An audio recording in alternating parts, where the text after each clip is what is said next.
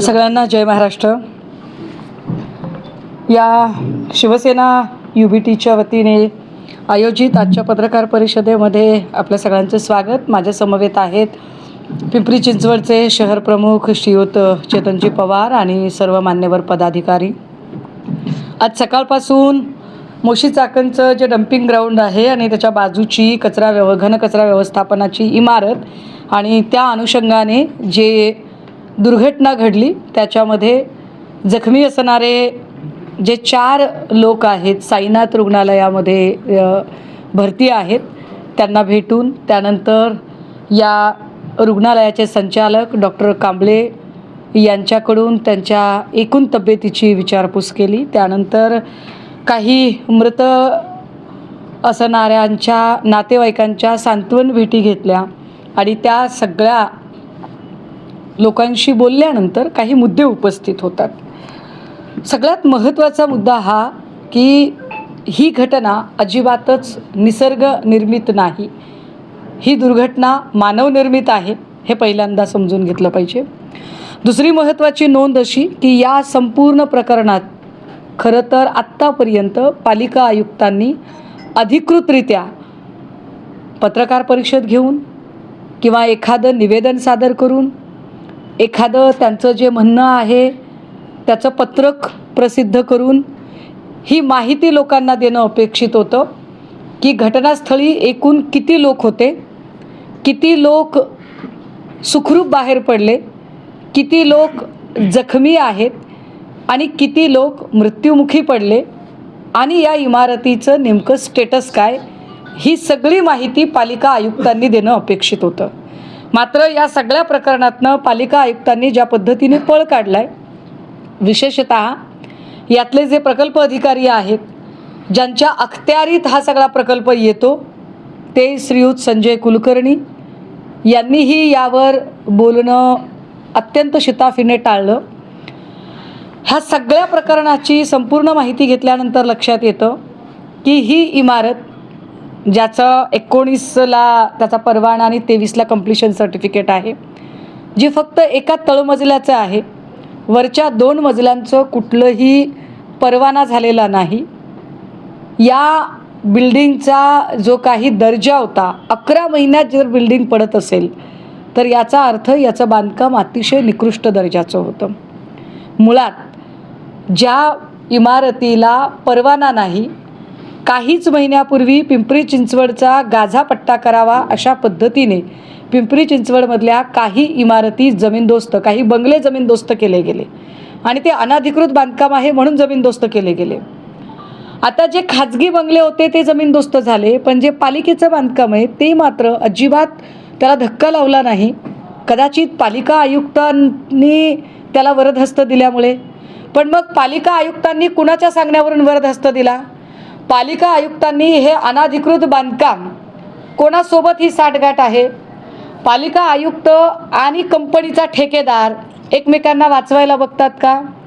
ही company Antonie Lara रिव्हेनेबल company जी आहे, या कंपनीचं जे काम एकूण व्यवस्थापनाचं होतं आणि यातनं काही बाय प्रोडक्ट्स निर्मिती, हे कुठल्या प्रकारचे बाय प्रोडक्ट केले जात होते याची यादी अजूनही त्या कंपनीने स्पष्ट केली नाही.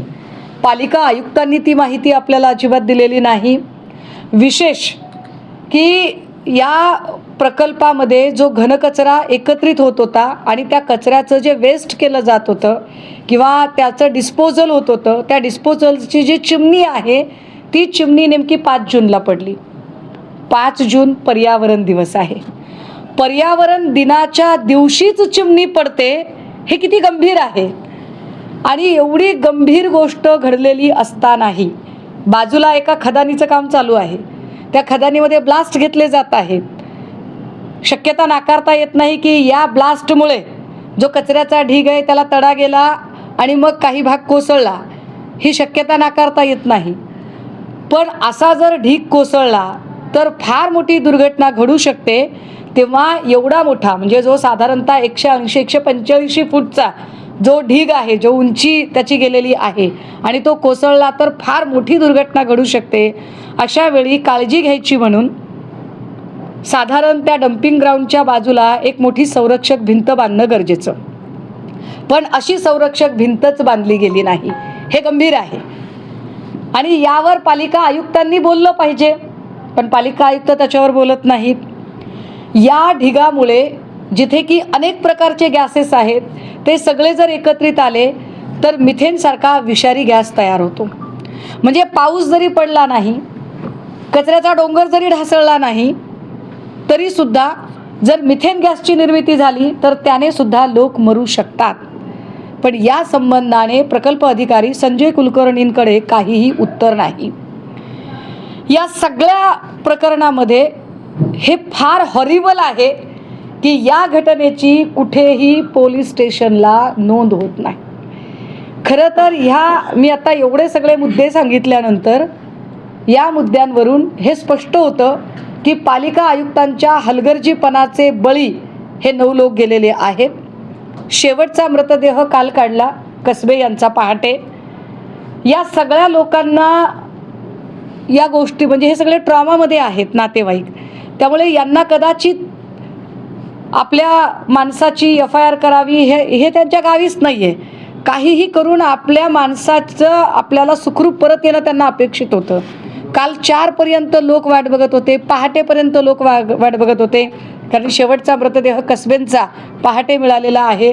त्यामुळे ह्या लोकांनी पोलीस कंप्लेंट करणं किंवा त्या अनुषंगाने काही कारवाई करणं हे अपेक्षित नव्हतं. पण अपेक्षित हे आहे की अत्यंत जबाबदार अधिकारी म्हणून आयुक्तांनी या सगळ्यांच्या संबंधाने पुढाकार घेणं किंवा पिंपरी चिंचवडच्या अधिकाऱ्यांनी या संबंधाने जबाबदारी घेणं.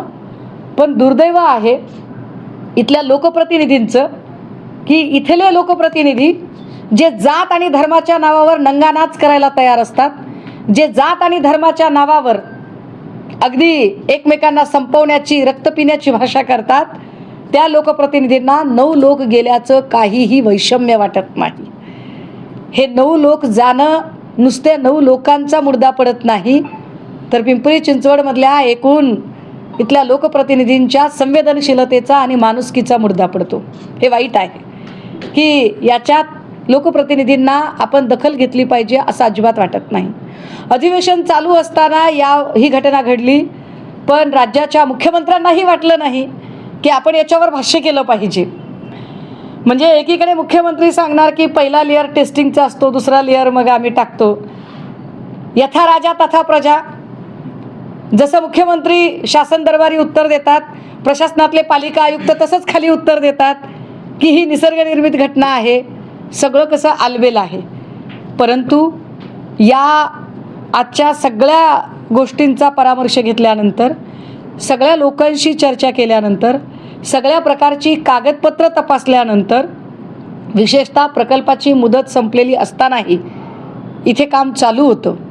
अँटोनी लारा कंपनीने काहीतरी 5 लाख वगैरे 5 लाख 10 लाख मदत जाहीर केली, पण 5 लाख 10 लाख हे उत्तर असू शकत नाही. दरवेळेला शासन प्रशासन कमालीचा हलगर्जीपणा करणार आणि 5 लाख आणि 10 लाखामध्ये विषय संपवणार असं होत नाही. मुळात या सगळ्या लोकांचा PF जात होता का? तो PF किती होता? त्या प्रॉव्हिडंट फंडच्या पैशांचं काय झालं? आत्ता त्यांच्या घरातलं कर्त गेलेलं आहे. कुणाचं लग्न 2 महिन्यांपूर्वी झालं आहे, कुणाचं 3 वर्षांचं बाळ आहे, कुणाच्या घरामध्ये 7-8 माणसं त्याच्या जीवावर खाणारी आहेत. या सगळ्या कुटुंबांचा आधार गेला आहे. त्याचं काय? आणि महत्त्वाचं, या 9 लोकांचं बळी जाण्याला कारणीभूत ठरलेले पालिका आयुक्त आणि प्रकल्प अधिकारी यांच्यावर तात्काळ निलंबनाची कारवाई का झाली नाही?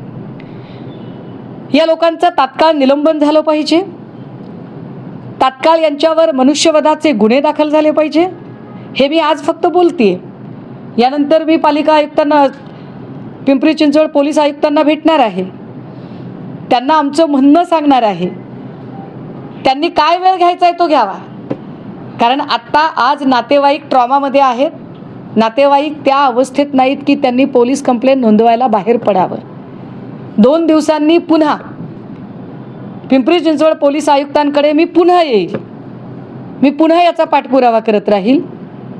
आणि फक्त एवढंच नाही, तर या संबंधाने कंपनीला, आयुक्त सूर्यवंशी यांना, प्रकल्प अधिकारी संजय कुलकर्णी यांना या सगळ्यांना कोर्टात खेचेल आणि या सगळ्यांवर गुन्हा दाखल व्हायला पाहिजे.